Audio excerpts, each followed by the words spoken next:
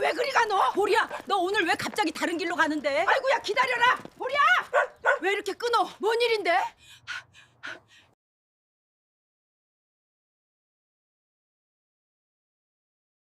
구독, 좋아요 눌러주시면 이야기 보따리 하나 더 풀 힘이 생깁니다. 감사합니다. 문을 여는 손이 아직 완전히 떼어지기도 전에 보리의 리드줄이 앞으로 확 당겨졌다. 순자는 순간 몸이 휘청하며 현관 신발장에 어깨를 부딪혔다. 아이고, 이놈아 오늘 왜 이렇게 급해? 입으로는 투덜거렸지만 손에 힘을 더 주지는 못했다. 요즘 들어 팔에 힘이 예전 같지 않았다. 리드줄을 바짝 쥐면 손끝이 얼얼했고 오래 걷고 나면 손목이 욱신거렸다. 보리는 대답 대신 코를 킁킁거리며 계단을 2칸씩 내려갔다. 늘 그렇듯 알림장처럼 반복되는 하루의 첫 줄이었다. 문을 열고 계단을 내려가고 골목으로 나가고 우회전해서 슈퍼 앞을 지난 다음 횡단보도를 건너 강변공원으로. 그런데 오늘 보리가 계단을 다 내려가자마자 왼쪽이 아닌 오른쪽으로 몸을 꺾었다. 순자는 무심코 발걸음을 멈췄다. 야, 거기 아냐? 이쪽이지. 리드줄을 살짝 끌었지만 보리는 움직이지 않았다. 오히려 내 다리를 단단히 버티고 몸 전체를 앞으로 기울였다. 낯선 방향, 순자가 거의 가본 적 없는 골목 쪽으로. 순자는 골목 입구를 천천히 바라봤다. 평소라면 쓰레기 봉투 몇 개와 배달 오토바이가 세워져 있을 법한 좁고 어두운 길. 그 골목 너머로 뭐가 있었는지, 언제 마지막으로 걸어봤는지 기억이 잘 나지 않았다. 보리야, 거긴 재미있는 데 없어. 스스로도 우스운 소리를 중얼거리며 웃어보려 했지만 웃음이 입술에 걸려 나오지 않았다. 가슴 어디쯤에서부터 알 수 없는 찜찜함이 올라왔다. 보리는 대답 대신 리드줄을 다시 한번 앞으로 강하게 당겼다. 그 힘에 순자는 어쩔 수 없이 한 발 또 한 발을 골목 안으로 내딛었다. 좁은 골목 양옆으로 오래된 다세대 주택이 늘어서 있었다. 누군가는 아직 빨래를 널어두었고 누군가는 베란다 창문에 검은 비닐을 붙여놓았다. 오랜 세월 햇빛과 비를 함께 맞았을 벽돌들이 군데군데 색이 발해 있었다. 발걸음을 옮길수록 낯선 풍경이 아닌 오래전에 알고 있던 풍경을 다시 보는 것 같은 느낌이 들었다. 내가 여길 언제 왔었지? 머릿속 어딘가에서 오래된 사진 한 장이 희미하게 떠올랐다가 곧바로 물속으로 가라앉듯 사라졌다. 그때 골목 끝에서 차 한 대가 빠르게 후진해 나오며 클락션을 짧게 울렸다. 순자는 화들짝 놀라 리드줄을 끌어당겼다. 보리야, 조심해. 다행히 차는 멀찍이서 멈췄고 운전석 창문이 내려가며 중년 남자의 얼굴이 모습을 드러냈다. 할머니, 걔 조심하세요. 여기 요즘 차 자주 다녀요. 예, 미안해요. 원래 이쪽으로 안 다니는데. 말을 하다 스스로도 이상해서 순자는 문장 끝을 흐렸다. 원래 이쪽으로 안 다닌다를 굳이 설명할 필요는 없었다. 이 골목은 애초에 순자의 동선이 아니었으니까. 차가 떠나가고 나서도 보리는 다시 앞으로 몸을 기울였다. 순자는 벽을 짚고 잠시 숨을 고르며 리드줄 너머 보리의 등짝을 쳐다봤다. 털이 약간 헝클어진 채 귀만 쫑긋 세우고 있는 모습. 너 왜 이쪽으로 온 거야? 응? 보리는 고개 한 번만 뒤로 휙 돌려 순자를 쳐다보더니 다시 앞을 향해 걸었다. 마치 쓸데없는 말하지 말고 따라와라고 말하는 것처럼. 골목이 끝나갈 즈음 갑자기 공기가 달라졌다. 오래된 흙냄새, 썩은 나무 냄새, 그리고 어딘지 모르게 익숙한 냄새. 몇 걸음 앞 커다란 느티나무 한 그루가 보였다. 그 나무 아래에는 낮은 벤치 하나와 기와가 드문드문 깨진 낡은 집이 서 있었다. 순자는 본능적으로 숨을 삼켰다. 여기가 아직도 있었네. 입에서 저절로 흘러나온 말이었다. 언제부턴가 이곳에 대해 생각하는 것조차 피하고 있었다. 기억에서 지운 줄 알았는데 몸이 먼저 기억하고 있었다. 나무의 모양, 벤치의 위치, 그 뒤의 집. 보리는 마치 약속이라도 한 것처럼 그 느티나무 앞에서 멈췄다. 그리고 나무 밑을 한참 동안 킁킁거리다가 휘청하며 한쪽으로 방향을 틀었다. 낡은 집의 대문 앞. 페인트는 벗겨지고 초인종은 반쯤 부서져 있었지만 대문에 붙어 있는 작은 명패 하나만은 또렷했다. 순자는 명패를 보는 순간 무릎이 살짝 풀리는 느낌을 받았다. 검은 글씨로 적혀 있는 이름. 그 이름은 순자가 평생 마음속에서 지워버리려 애써왔던 사람이었다. 이 집 아직 사람이 사나? 속으로만 중얼거리며 순자는 명패를 손가락으로 살짝 더듬었다. 먼지가 손끝에 묻어났다. 문틈 사이로는 사람 사는 기척이 거의 느껴지지 않았다. 불이 켜진 것 같지도 않고 현관 앞 신발장에는 오래된 슬리퍼 한 켤레가 삐뚤게 놓여 있을 뿐이었다. 보리가 갑자기 낮게 짖었다. 크게 짖는 것도 아니고 낯선 사람을 보고 흥분한 것도 아닌 마치 불안과 경고가 섞인 목소리였다. 쉿, 보리야, 시끄럽게 하지 마. 순자는 괜히 주변을 둘러보았다. 누가 이 모습을 보고 있을까봐, 누군가 창문 너머에서 자신을 지켜보고 있을까봐 이유 없는 부끄러움과 두려움이 뒤섞여 올라왔다. 그때 뒤에서 누군가의 목소리가 들려왔다. 어머, 언니 거길 어떻게 해? 익숙한 사투리가 섞인 낮지만 힘 있는 목소리. 순자는 돌아보기도 전에 누군지 알 것 같았다. 영자야, 너였어? 한영자가 마트 장바구니를 한 손에 들고 서 있었다. 눈웃음은 여전했지만 얼굴의 주름은 더 깊어져 있었다. 나 여기 사는 거 한 번 말해줬잖아. 언니가 그냥 흘려듣더니. 영자는 순자 옆으로 다가와 명패를 한번 힐끗 보더니 의미심장한 표정을 지었다. 근데 언니가 이 집 앞에 서 있을 줄은 몰랐다. 그동안 일부러 안 오던 거잖아. 순자는 대답 대신 헛기침을 했다. 숨이 막힌다는 핑계를 대고 싶었다. 아니, 이놈이 이쪽으로 자꾸 끌고 와서 나는 그냥 따라온 거지. 영자는 보리를 내려다보며 피식 웃었다. 강아지가 왜 하필 이 집을 알고 끌고 왔을까? 신기하네. 순자는 영자의 눈을 피하며 대문을 한 번 더 바라봤다. 벗겨진 페인트 틈 사이로 세월이 얼마나 흘렀는지가 보이는 듯했다. 영자의 목소리가 조금 낮아졌다. 언니, 여기 아직 그 이름 남아있는 거 보기 힘들지? 명패에 적힌 그 이름.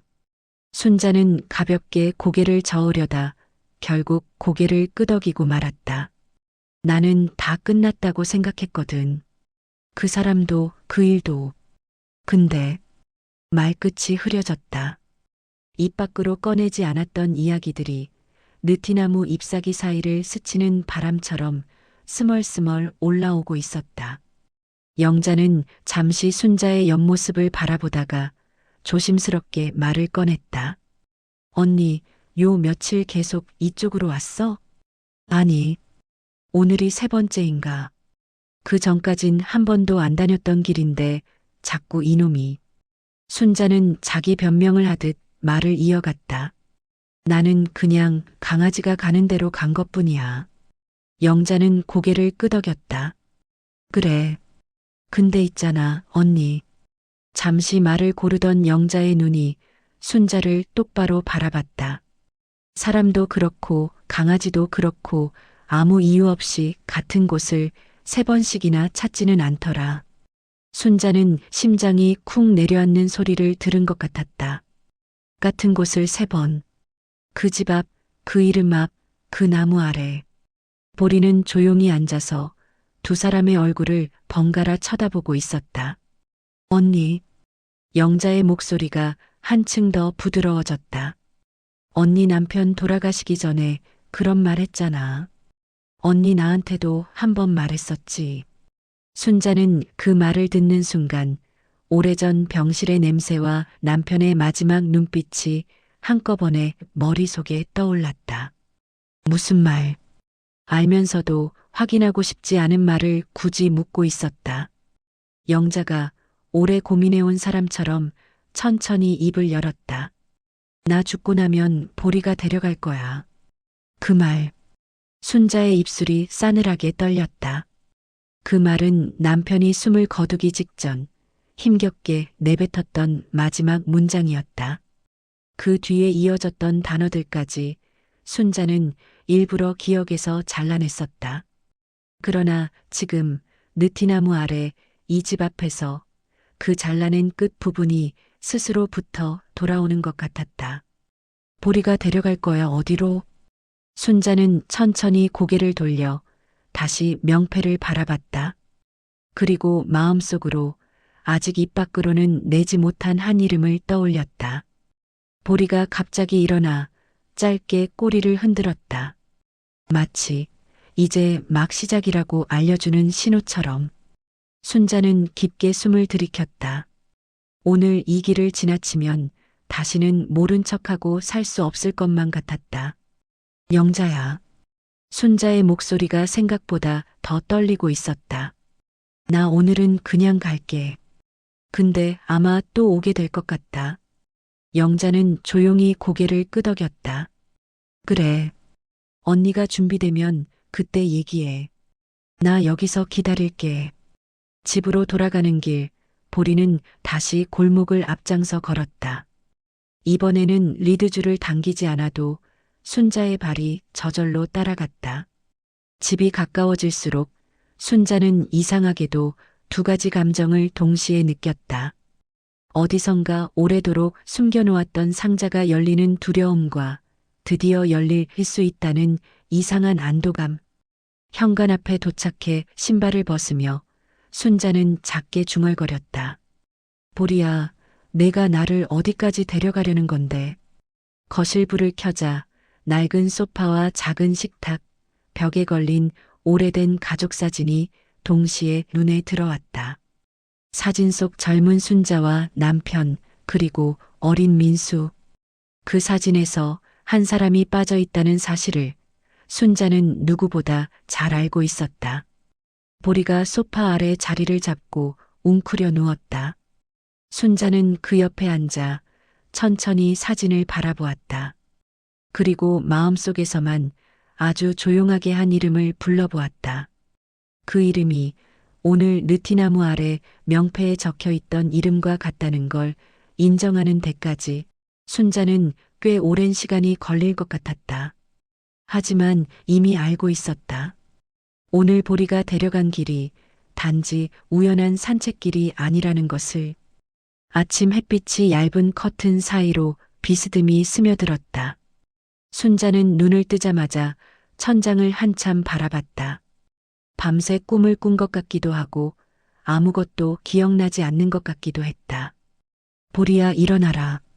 바닥에서 자고 있던 보리가 귀만 실룩이며 대답을 대신했다. 순자는 조심스레 몸을 일으켰다. 허리가 아파 손으로 허리를 짚고 천천히 일어나는 데만 몇 초가 걸렸다. 싱크대에 물을 올리고 밥솥을 열어 전날 해둔 밥을 꺼냈다. 그 과정은 매일 같았다. 젊은 시절 시장 반찬 가게에서 새벽 같은 시간에 출근하던 습관이 남아있는 것처럼 밥을 작은 그릇에 푸고 김치 한 조각을 덜어내며 순자가 혼잣말을 했다. 이게 뭐라고 또 남겼담. 어제 반찬 가게 사장한테서 얻어온 파래무침이었다. 시장 시절부터 알고 지내던 사장님은 아직도 순자가 가게 앞을 지나가기만 하면 모란 봉지씩 쥐어줬다. 그냥 예정이지 뭐. 그 말이 고맙기도 하고 미안하기도 했다. 밥을 먹는 동안 보리는 순자의 발 옆에 머리를 포개고 누워 있었다. 순자는 몇 번이고 보리의 등을 쓰다듬으며 멍하니 생각에 잠겼다. 어제 느티나무 아래에 그 집, 명패 위에 이름. 언니 일부러 안 오던 곳이잖아. 영자의 말. 기억하고 싶지 않은 기억들이 자꾸만 문틈으로 새어나왔다. 순자는 고개를 저으며 그 생각을 밀어냈다. 오늘은 그냥 평소처럼 하면 돼. 그러나 그 말이 입 밖으로 나오자마자 휴대폰 화면에 뜬 알림 하나가 순자의 시선을 붙잡았다. 민수 엄마, 이번 주 토요일 시간 돼? 밥이나 먹자. 순자는 젓가락을 든 손을 허공에 잠시 멈췄다. 민수가 먼저 밥을 먹자고 하는 건 정말 오래간만이었다. 아니, 애초에 밥 먹자라는 말 자체가 드문 일이었다. 메시지를 눌러도 답장은 바로 나오지 않았다. 갑자기 왜? 무슨 일 있나 아니면 그날 또 뭐 부탁하려고? 민수는 나쁜 아들이 아니었다. 다만 서로 마음이 엇갈린 지 너무 오래됐다. 순자는 아들 앞에 서면 자꾸 말이 삐딱하게 나갔다. 민수도 그런 엄마에게 상처받는 얼굴을 숨기지 못했다. 둘 사이의 거리는 나이 때문이 아니라 말하지 않은 이야기 때문이었다. 말하지 않아서 더 무거워진 오래 묵은 이야기. 순자는 결국 짧게 답장을 보냈다. 그래, 시간 된다. 머뭇거리다 한 줄 더 적었다. 뭐 일 있니? 답장은 바로 오지 않았다. 순자는 답장을 기다리는 동안 괜히 물컵을 정리하고 식탁을 치우고 창문을 열었다. 찬바람이 훅 들어오며 순자의 얇은 집안 공기가 흔들렸다. 순자는 창밖을 바라보며 중얼거렸다. 저 녀석이 먼저 밥 먹자고 하긴 처음일걸. 그 말은 혼잣말이었지만 보리가 고개를 들어 순자를 바라봤다. 마치 그게 이상하긴 하지라고 말하는 것처럼. 순자는 보리의 머리를 쓰다듬으며 피식 웃었다. 그러나 웃음이 채 가시기도 전에 또 하나의 문득 떠오른 생각이 순자의 가슴을 꽝 하고 내려앉혔다. 혹시 알고 있는 걸까? 어제 다녀온 길, 그 집, 그 이름, 그 사람이 순자에게 어떤 의미였는지. 그건 민수에게 단 한 번도 말해준 적 없는 이야기였다. 남편에게조차 완전히 털어놓지 못했던 이야기였다. 순자는 갑자기 손끝이 차가워지는 걸 느끼며 식탁 의자를 잡았다. 아이고, 벌써 별 생각을 다 하지. 그러나 별 생각이 아니었다. 몸이 먼저 알고 있었다. 어제가 단순한 산책이 아니라는 걸. 보리가 그 길을 3번이나 걸었던 이유가 있다는 걸. 잠시 후 휴대폰이 진동했다. 순자는 잽싸게 화면을 확인했다. 그냥 보고 싶어서 그래. 순자는 그 문장을 천천히 읽었다. 한 글자 한 글자. 그리고 마음이 이상하게 울컥했다. 그러나 답장은 쉽게 나오지 않았다. 보고 싶다는 말을 왜 이렇게 어렵게 받아들여야 하는지, 왜 이렇게 억울한 마음이 함께 올라오는지, 순자도 이유를 다 설명할 수 없었다. 대신 손가락이 혼자 움직여 짧게 답장을 남겼다. 그래, 토요일 보자. 그렇게 문자 하나를 보내고도 순자는 긴 숨을 내쉬었다. 마치 큰 결심을 한 사람처럼. 보리는 순자 옆으로 와서 앞발로 슬쩍 무릎을 눌렀다. 왜 산책 가자고? 보리가 살짝 짖었다. 그러나 그 소리는 평소 산책 가자 소리가 아니었다. 조금 더 단호하고 조금 더 밖에 할 일이 있다는 듯한 울음이었다. 순자는 잠시 생각했다. 어제 봤던 그 집을 다시 지나칠까? 영자가 있을까? 명패에 적힌 그 이름이 여전히 그녀를 기다리고 있을까? 솔직히 말하면 오늘은 가슴이 아직 그 길을 견딜 준비가 되지 않았다. 오늘은 강변공원으로 가자. 응? 보리가 고개를 갸웃했다. 그러더니 순자를 한번 빤히 바라보고 마지못해 골목 반대쪽으로 향했다. 집 앞 골목을 나오자 강변공원까지 이어지는 익숙한 길이 펼쳐졌다. 순자는 그 익숙함에 잠깐 안도했다. 그러나 동시에 이상한 허전함이 스쳤다.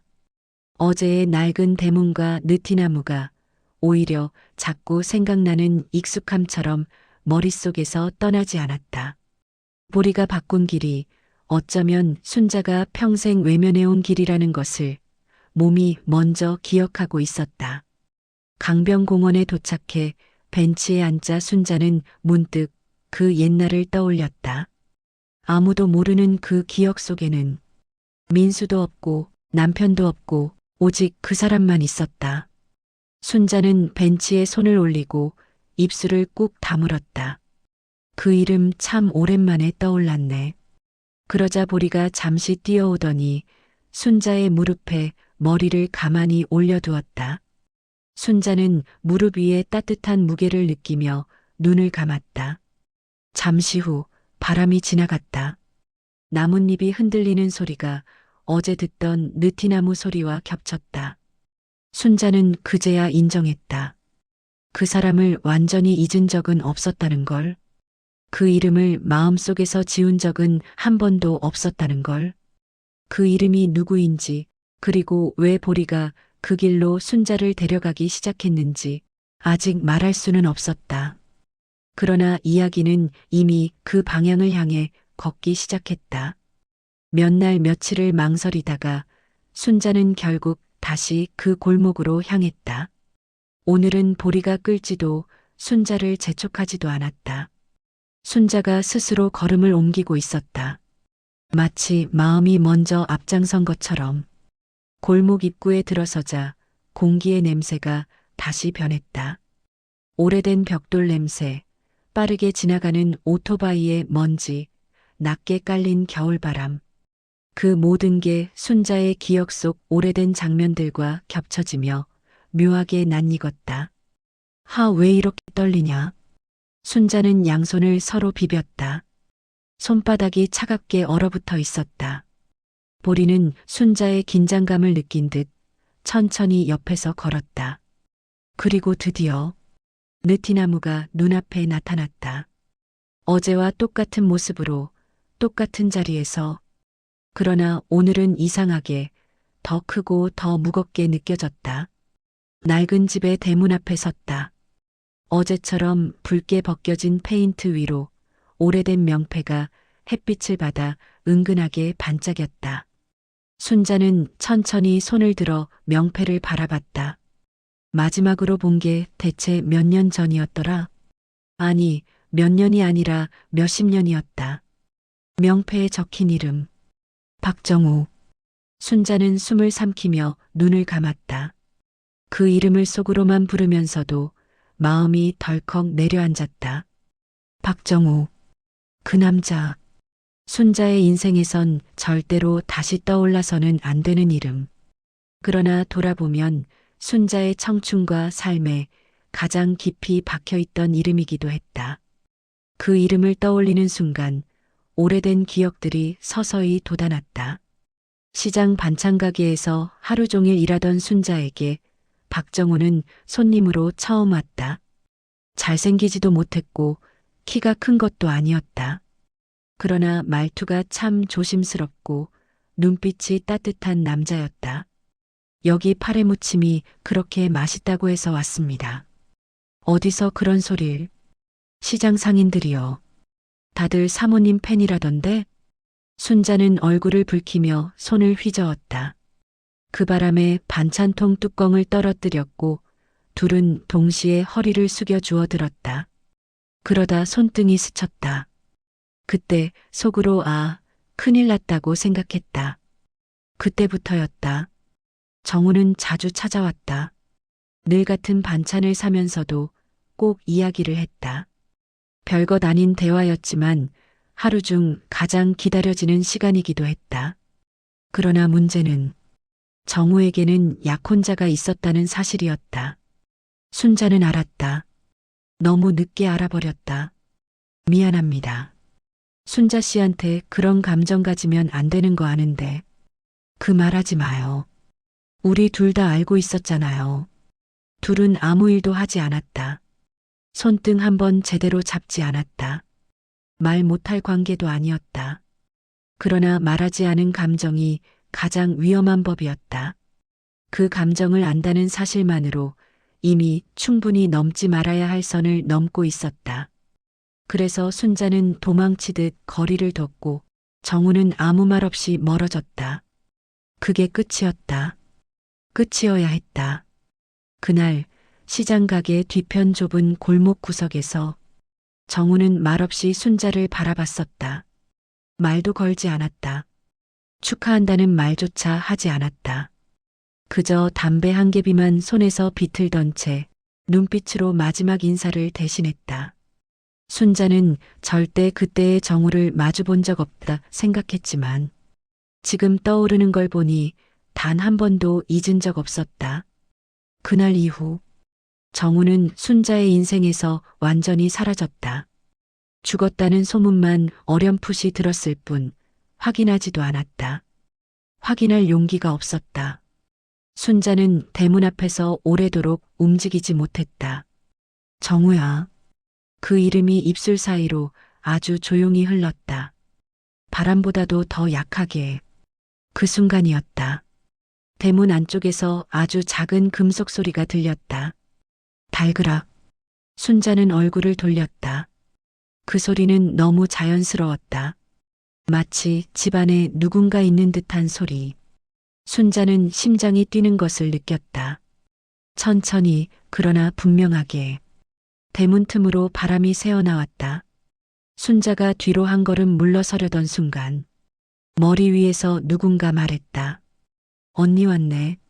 화들짝 놀라 고개를 들자 이웃 영자가 손에 장바구니를 든 채 서 있었다. 왜 이렇게 놀라? 원래 집안에서 나는 소리야. 영자는 담담하게 말했다. 정우 오빠 동생이 가끔 들렀거든. 청소도 하고. 아직 여기 물건들 그대로 있어. 순자는 숨을 삼켰다. 겨우 입을 떼어 물었다. 정우는? 영자는 잠시 말을 고르고 낮게 은조렸다. 언니 정우 오빠 아직 살아있어. 순자의 눈이 순간 크게 흔들렸다. 살아있다고? 목이 잔뜩 잠긴 목소리였다. 영자는 고개를 끄덕였다. 근데 아마 언니가 생각하는 모습은 아닐 거야. 순자는 입술을 떨었다. 그게 무슨 뜻이야? 영자는 잠시 말을 멈추고 순자의 얼굴을 바라봤다. 언니 들어가서 이야기할래? 정우 오빠 지금 여기 있어. 순자의 다리가 풀릴 것처럼 흔들렸다. 보리는 갑자기 순자의 앞을 가로막고 앉아 조용히 낮은 소리를 냈다. 경계하는 것도 아니고 반기는 것도 아닌 마치 마음 준비해라고 말하는 것 같은 울음. 순자는 손을 움켜쥐었다. 현관안. 그 문 너머 여전히 살아있는 정우. 그리고 보리가 그 길을 안내해온 이유. 순자는 떨리는 숨을 내쉬며 고개를 들었다. 가보자. 대문이 느리게 아주 느리게 열렸다. 대문이 열리는 소리는 생각보다 가벼웠다. 삐걱하고 울릴 줄 알았는데 오히려 잘 닦인 철문처럼 부드럽게 열렸다. 순자는 그 사실 하나만으로도 심장이 한 번 더 쿡 내려앉았다. 언니, 천천히 들어와. 영자가 먼저 앞장섰다. 현관 안에는 오래된 먼지 냄새와 약 냄새가 뒤섞여 있었다. 한동안 아무도 살지 않은 집의 공기와는 달랐다. 누군가 분명히 여기서 지내고 있었다. 보리는 현관에서 잠시 멈춰서더니 낯선 냄새를 한번 천천히 맡고 조용히 순자의 뒤에 바짝 붙었다. 순자는 신발을 벗으면서 주변을 둘러봤다. 벽에는 사진 몇 장이 붙어 있었다. 어린 시절의 정우, 젊은 날의 정우, 읍내 운동회에서 찍힌 듯한 단체 사진. 사진마다 색이 발해 있었지만 그 속의 얼굴들은 여전히 또렷했다. 그 얼굴 하나하나가 순자의 심장에 조용히 박혔다. 언니, 이쪽이야. 영자가 손짓했다. 거실 문을 열자 순자의 숨이 그 자리에서 멈춰버렸다. 거실 한가운데 희고 작은 병원용 침대가 놓여 있었다. 침대 양옆에는 산소통, 가습기, 의약품 박스들. 전선이 마치 뿌리처럼 침대 주변을 감싸고 있었다. 그리고 침대 위에는 한 남자가 조용히 누워 있었다. 머리는 희끗했고 얼굴은 말라 가볍게 패여 있었으며 몸은 너무나 얇아져 있었다. 그러나 그 얼굴은 순자가 기억하는 그 사람이었다. 정우? 목소리보다 숨소리가 먼저 흔들렸다. 남자는 눈을 뜨지 않았다. 얕고 불안한 호흡만이 그의 존재를 증명하고 있었다. 영자가 조용히 말했다. 몇 년 전에 큰 병을 앓고 나서 이렇게 됐어. 동생이 혼자 돌보다가 사정이 어려워져서 며칠씩밖에 못 오거든. 그래서 여기서 지내고 있어. 순자는 입술을 꽉 깨물었다. 그럼 그는 나를 모르겠네? 영자가 고개를 사이드웨이즈로 흔들었다. 의식이 맑을 때도 있어. 근데 오래 유지되질 않아. 기억도 왔다 갔다 하고. 영자는 잠시 순자의 얼굴을 살핀 뒤 덧붙였다. 하지만 언니 이름은 가끔 찾았어. 순자의 눈이 크게 흔들렸다. 내 이름을? 응. 순자 하고. 근데 누군지 대답을 못하니까 우리가 그냥 기억 속 친구인가 보다 했지. 순자는 침대 가까이 다가갔다. 그러나 바로 가까이에 서지 못하고 어떤 보이지 않는 선에 걸린 듯 몇 발자국 밖에서 멈춰버렸다. 그 남자와의 거리는 수십 년 전 순자가 스스로 만든 거리 그대로였다. 왜 나를 찾았을까? 순자의 목소리는 거의 속삭임에 가까웠다. 영자는 조용히 대답했다. 그건 언니만 알지 않을까? 순자는 눈을 감았다.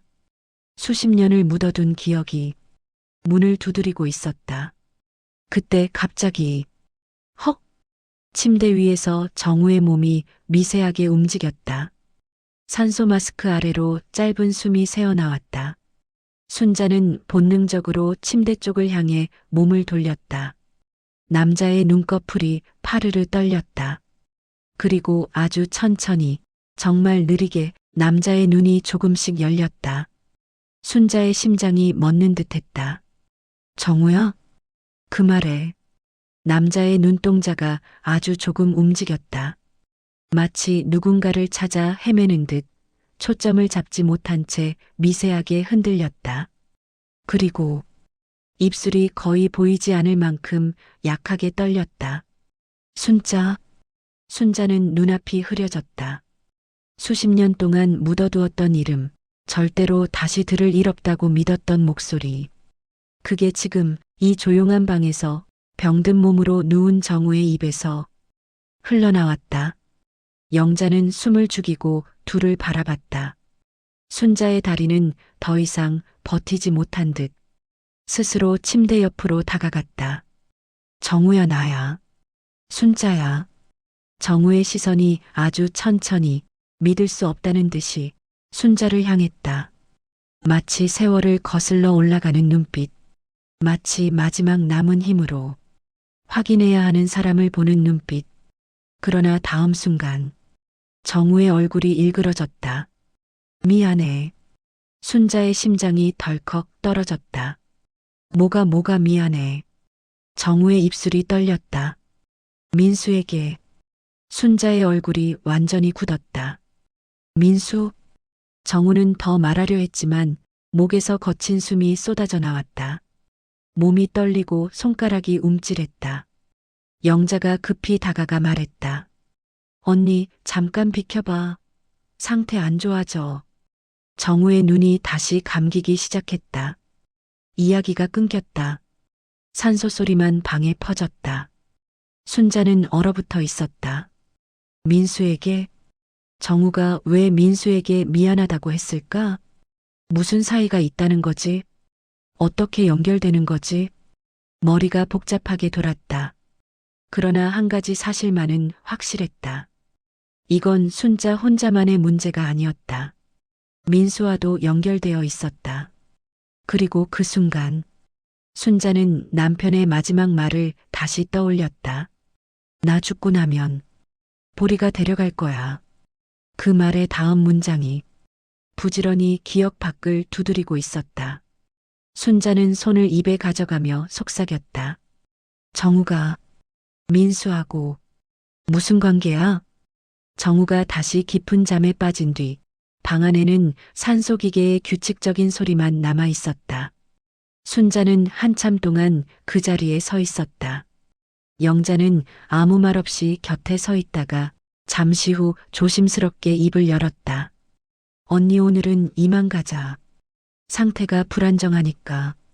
순자는 고개를 끄덕였다. 그러나 발걸음은 떨어지지 않았다.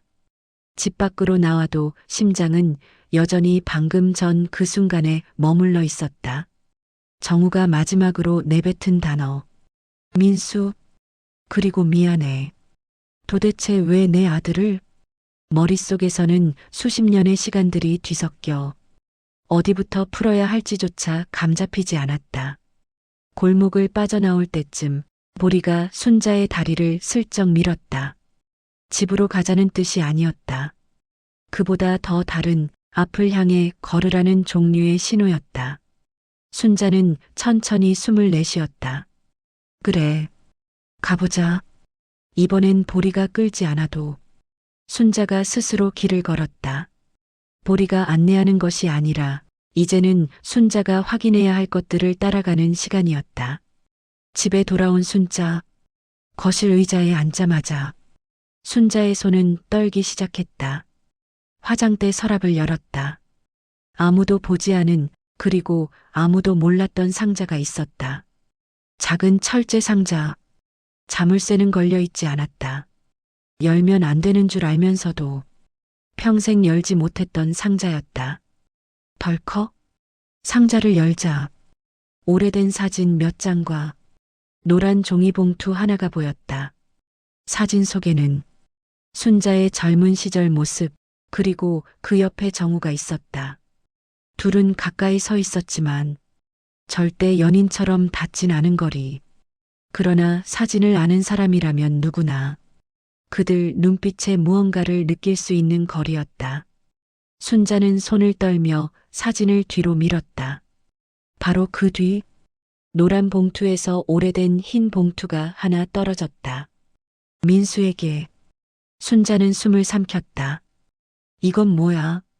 손을 떨며 봉투를 열었다.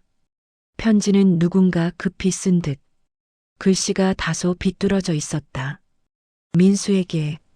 넌 내가 어떤 사람인지 모를 거다. 그래서 이 편지는 내게 닿지 않을 수도 있다. 나는 내 엄마의 과거에서 온 사람이다. 죄를 지은 것도 아니고 누구를 해한 것도 아니다. 다만 너에게 그 어떤 상처도 주지 않으려고 평생 숨어 살았다. 그 선택이 옳았는지는 모르겠다. 하지만 너의 얼굴을 처음 본 날 나는 확신했다. 너는 나를 닮았다. 그게 축복인지 저주인지 나는 아직도 헷갈린다. 용서해라, 민수야. 내가 모르는 동안 나는 오래전부터 너를 지켜보고 있었다. 그리고 언젠가 내 엄마가 이 편지를 꺼내보게 된다면 그때쯤이면 내가 할 수 있는 말은 하나뿐이다. 미안하다. 박정우. 편지를 다 읽는 동안 순자는 숨조차 제대로 쉬지 못했다.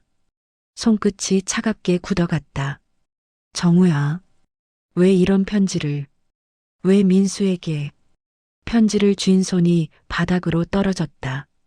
바닥에 닿은 봉투가 가볍게 바스락거리며 돌아누웠다. 그리고 그 뒤편 봉투의 모서리에서 순자의 눈은 또 하나의 글자를 발견했다. 희미하지만 분명한 글씨. 남편에게 전하지 말 것. 순자의 얼굴에서 피가 가시는 듯했다. 왜 남편에게 말하지 말라고 했을까? 남편이 생전 마지막으로 했던 말. 그 말의 절반이 새벽처럼 떠올랐다. 나 죽고 나면 보리가 데려갈 거야. 그 사람한테. 순자는 그 자리에 얼어붙었다. 그제야 모든 조각이 맞춰지기 시작했다. 남편은 알고 있었다. 정우의 존재를, 정우의 감정을, 순자가 그 감정을 묻어두고 살아왔다는 사실을, 그리고 정우가 민수에게 무언가 말하지 않은 이야기를 평생 죄처럼 품고 있었다는 사실을. 순자는 두 손으로 얼굴을 감쌌다. 아니야. 그럴 리 없어. 민수가 정우하고. 그러나 그 가능성을 지우기엔 편지의 말들이 너무 명확했다. 너는 나를 닮았다. 내 얼굴을 처음 본 날. 순자는 머리를 붙잡았다. 보리가 순자의 옆으로 와서 조용히 몸을 기댔다. 마치 이제 다음으로 가야 해 라고 말하는 듯한 몸짓. 순자는 천천히 고개를 들었다. 그래, 확인해야지. 진실은 바로 앞에 있었다. 밤이었다. 집안이 너무 조용해서 시계 초침 소리가 벽을 따라 퍼져나가는 게 들릴 정도였다. 순자는 소파에 앉아 정우의 편지와 남편의 마지막 말을 번갈아 떠올리고 있었다. 나 죽고 나면 보리가 데려갈 거야. 그 사람한테. 그땐 그 의미를 도저히 이해할 수 없었다. 혹은 이해하고도 받아들이고 싶지 않았다. 그러나 지금 정우가 민수 이름을 부르며 미안하다고 했을 때부터 순자의 가슴은 쿵 내려앉았다. 정우가 마지막 숨으로 남긴 단어가 왜 하필 민수였던 걸까? 그 순간부터 40년 동안 단 한 번도 떠오르지 않았던 조각들이 머릿속에서 미친 듯이 엮이기 시작했다. 이게 왜 지금 터져 나오는 거야? 순자의 손끝이 떨렸다. 편지 속 문장들이 마치 누군가 귓가에 들이대며 속삭이듯 더 또렷하게 파고들었다. 너는 나를 닮았다. 너를 처음 본 날 나는 확신했다. 순자의 얼굴이 점점 하얗게 질렸다. 심장이 조여들었다. 대체 무슨 소리를 하려던 거야? 정우야, 왜 민수 이름을 불렀던 거냐? 그 말 끝에 순자는 자신도 모르게 숨을 삼켰다. 나 지금 뭔가 큰 걸 놓치고 있는 거지? 도대체 내가 모르는 진짜가 뭐였던 건데? 나만 모르는 진짜가 도대체 뭐냐고. 그때였다. 현관문이 철커덕 열렸다. 순자는 놀라 자리에서 벌떡 일어났다. 보리가 먼저 반응해 꼬리를 흔들며 문 쪽으로 갔다. 엄마, 민수였다. 평소보다 더 피곤하고 어두운 얼굴. 순자는 다리에 힘이 풀릴 뻔했다. 민수야, 이 시간에 웬일이냐? 민수는 집안을 둘러보다 테이블 위에 놓인 노란 봉투를 보았다. 엄마, 저게 뭐야? 순자는 숨이 멎는 듯했다.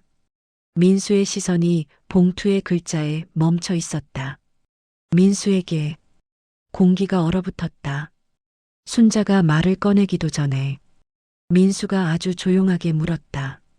엄마, 혹시 이거 나한테 숨기고 있었던 거야?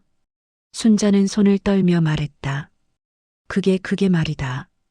엄마가 아직은 말할 준비가. 엄마. 민수의 목소리가 낮고 단단했다. 그 사람, 박정우라는 사람. 그 사람이 나한테 미안하다고 했다는 거 엄마가 알고 있었어? 순자는 그 순간 심장이 멈춘 줄 알았다. 너 어떻게 해? 민수는 깊게 숨을 들이쉬었다. 엄마는 내가 아무것도 모른다고 생각했지? 근데 난 알아. 순자는 의자 끝을 잡았다. 뭘 안다고. 민수의 목소리가 떨렸다. 아빠가 돌아가시기 전에 나한테도 말했어. 순자의 눈이 크게 흔들렸다. 뭐라고? 민수의 입에서 나온 말은 순자의 머릿속에서 모든 진실을 뒤흔들었다. 민수야, 너 정우 형한테 미안했다고 전해라. 순자는 충격으로 몸을 굳혔다. 뭐라고? 민수는 숨을 한 번 고르고 말을 이었다. 그리고 아빠가 마지막으로 했던 말. 엄마도 들었잖아. 나 죽고 나면 보리가 데려갈 거야. 정우 형한테. 순자는 그대로 얼어붙었다. 모든 오해가 단 한 문장으로 무너져 내렸다. 잠깐. 정우 형? 민수는 천천히 고개를 끄덕였다. 응. 정우 형. 내 친형. 순자의 손에서 힘이 빠져 봉투가 바닥에 떨어졌다. 형? 무슨 소리야? 민수는 침착하게 말했다. 엄마, 아빠 더듬거리던 말 기억나지? 늘 말하려다 멈추던 얘기.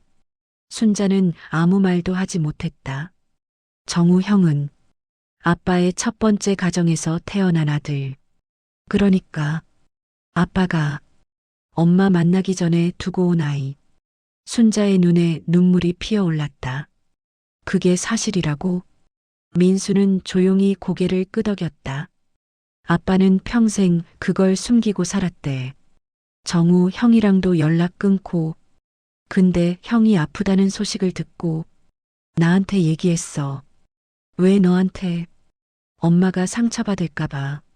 순자는 무너진 듯 소파에 주저앉았다. 그럼 정우가 민수한테 미안하다고 한 건? 민수는 나직하게 말했다. 엄마 때문이 아니라 아버지 때문이야. 순자의 입술이 떨렸다. 평생 품어온 죄책감이 완전히 잘못된 방향이었음이 그제야 밝혀졌다. 정우는 순자의 청춘의 후회도 금기된 감정의 흔적도 아니었다. 그는 남편의 첫 번째 아들, 이자 민수의 형이었다. 그리고 그걸 평생 숨긴 사람은 정우도 아니고 순자도 아니었다. 남편이었다. 그 순간 보리가 순자의 무릎에 얼굴을 기댔다. 민수는 나직하게 말했다. 아빠, 죽기 직전에 그랬어.